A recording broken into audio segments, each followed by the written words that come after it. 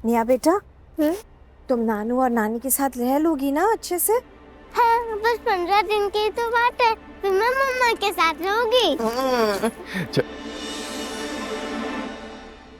विवेक, ये क्या कर रहे हो तुम? उठो यहाँ से, चलो। आप लोगों को अंदर जाना है ना तो जा सकते हैं, पर ये बच्ची एक कदम भी अंदर नहीं लेगी।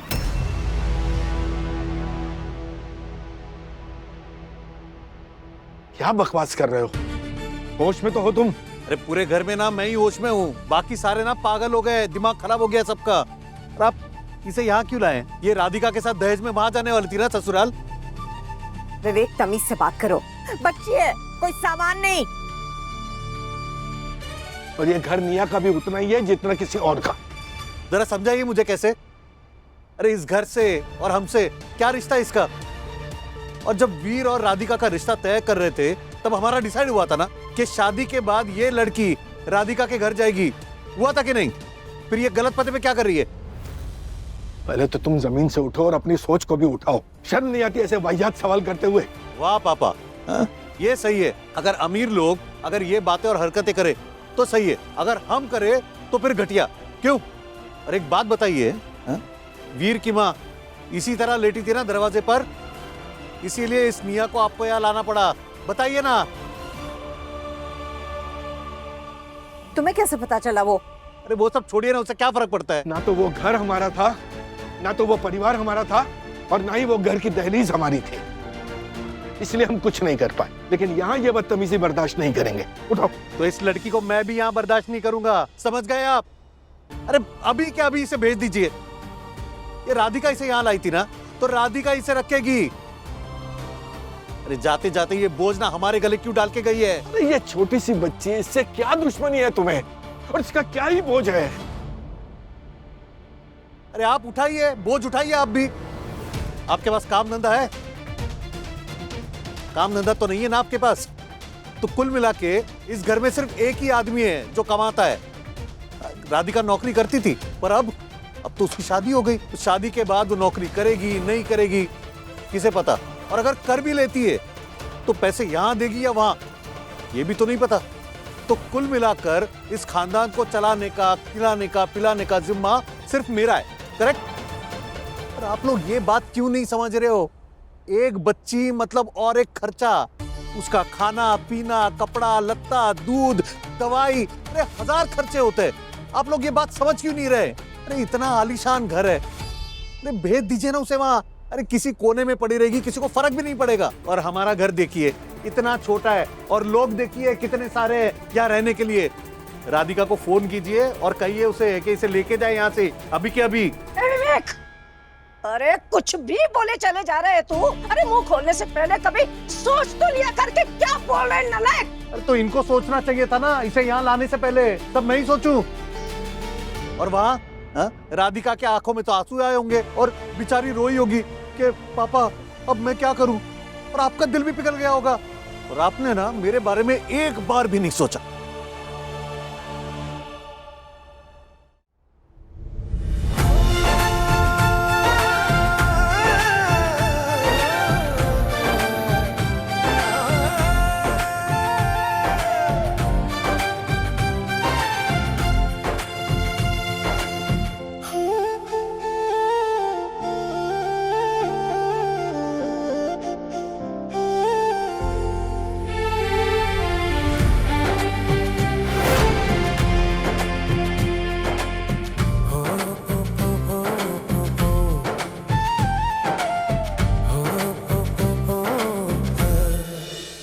तुम्हारे बचवा के बचपन की आदत अभी तक ना गई है गजेंद्र। कैसे वो कूड़ा कबाड़ा उठा के घर ले आता था और कहता था इसे बड़ा संभाल के रखिएगा, बड़ी ही कीमती चीज है। अरे अब तो बड़े हो जाओ वीर लल्ला। जय सक्का भूत है अम्मा, जिसके सर चढ़ गया ना तो वाह को डुबो के ही मानता है। अब समझने समझाने के दिन गए अम्मा, तो जो हुई है तो हुई है।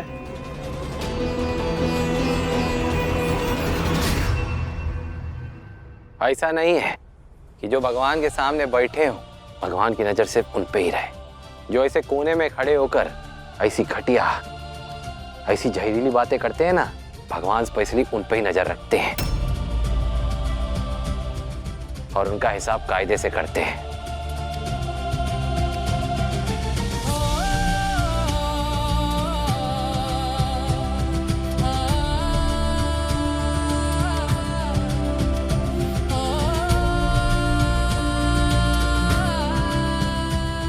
आइए राधिका जी।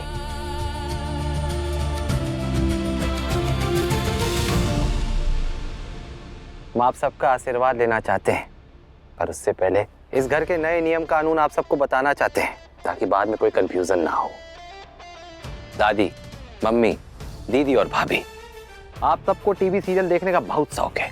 अच्छी बात है, देखना चाहिए, पर टीवी सीरियल की नकल इस घर में तो मत कीजिएगा। जैसे खाने में ज्यादा नमक डालकर खाने को खराब कर देना, साबुन वाला पानी फर्श में डालकर पैर फिसलवा देना, लाल मिर्च आंखों में फेंक देना है, और जे क्या कहते हैं तेल इत्यादि और एक कांच के टुकड़े ऐसे फर्श में डाल के पैर में घाव कर देना, ये सब इस घर में नहीं चलेगा। ये विलनगिरी इस घर में तो कतई नहीं चलेगी। क्योंकि क्या है, जो टीवी सीरियल में जो बहुओं के पति होते हैं ना, वो बड़े कमजोर होते हैं, कोने में खड़े चुपचाप देखते रहते हैं।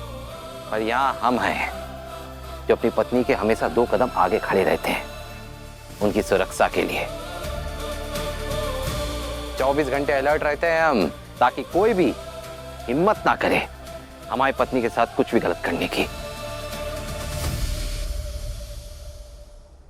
मम्मी, हम जानते हैं आप ऐसा कभी नहीं करेंगे, पर बचपन में आप हमें एक सीख देती थी, बस वही सीख हम वापस से दोहराना चाहते हैं, आपको बताना चाहते हैं।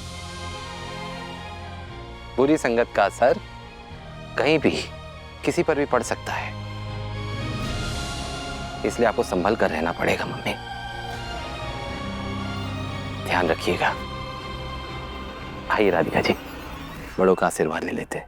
टीवी सीरियल का बात करते हो लल्ला, पर ये जो हमको तुमने पूरा का पूरा फिल्म दिखाया है, उसका का बात करता है आशीर्वाद देने की। दादी अम्मा,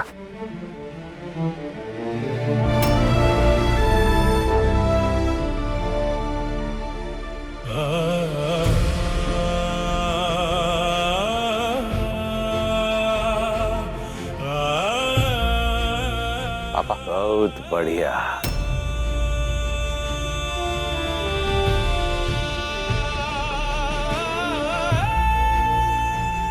भैया,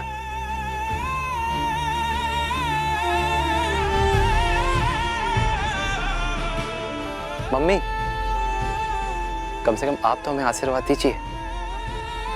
आइए।